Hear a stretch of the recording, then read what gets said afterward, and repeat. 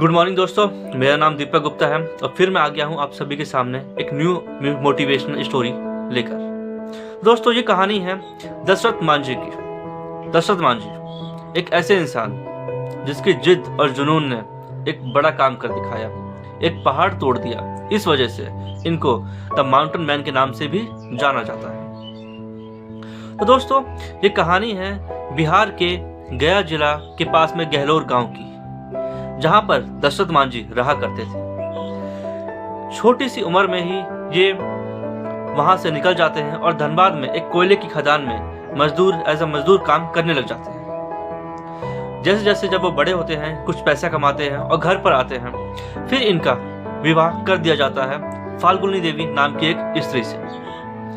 अब दोस्तों दशरथ मांझी वहीं गांव में ही पहाड़ के उस तरफ एक मजदूर का काम किया करते थे और जो उनकी बीवी थी वो उनके लिए डेली खाना लेके जाया करती थी जहां पर वो काम करते थे, और ये सिलसिला चलता रहता है। लेकिन दोस्तों एक दिन आता है जब उनकी जो बीवी होती है वो पहाड़ के एक दर्रे से फिसल कर गिर जाती है।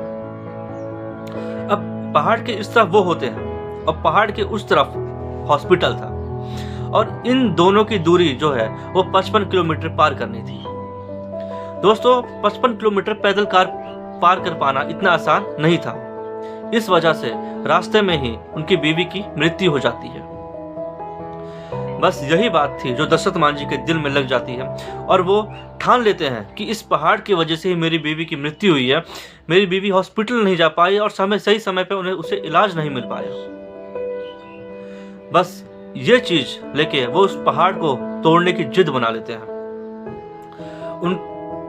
और वहां से निकल जाते हैं अपने घर से पहाड़ की तरफ। जो भी औजार था वो उन्हें लेना था वो ले लेते हैं। काफी लोग उन्हें मना करते हैं, गांव के बहुत लोग तो उन्हें पागल बोलने लग जाते हैं। क्यों? क्योंकि दोस्तों वो जो पहाड़ था एक तरीके से वो 25 फुट ऊंचा था। अब खुद सोचिए, इतना ऊंचा पहाड़ तोड़ना किसी एक इंसान के बस की बात तो नहीं थी।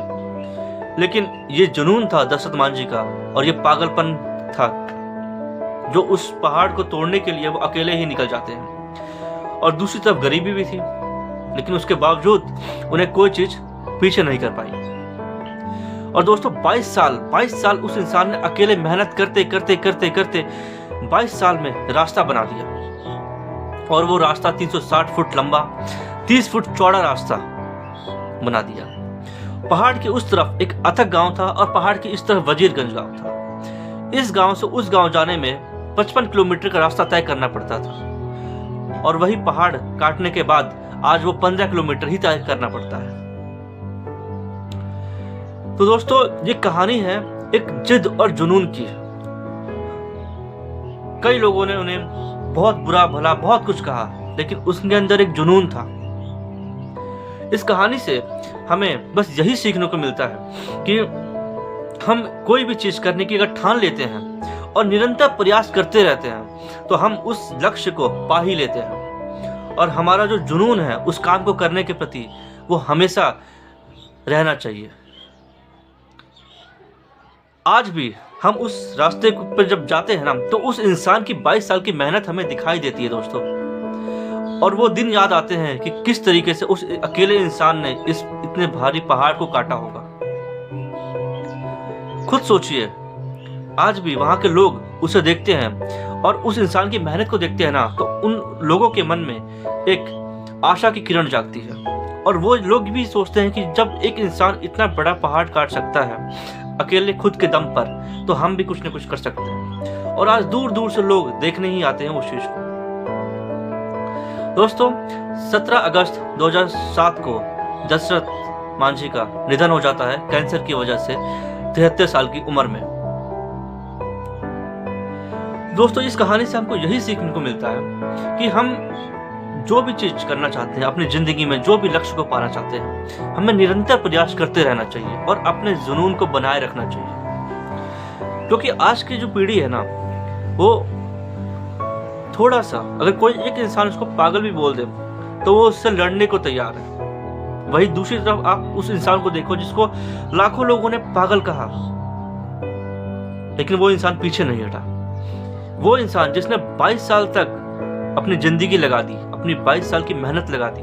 लेकिन आज के ज़माने में, आज के समय पर इंसान, कोई भी इंसान, ऐसे बहुत इंसान है जो 22 दिन भी मेहनत करते हैं और अगर उन्हें सक्सेस ना मिले ना तो वो कहते हैं अरे ये काम बेकार है।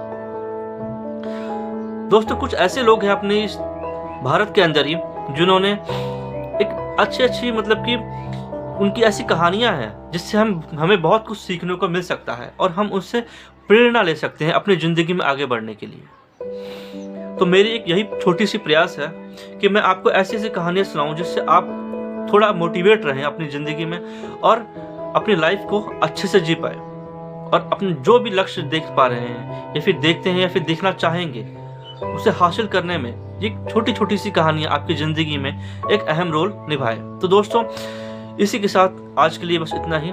थैंक यू, धन्यवाद।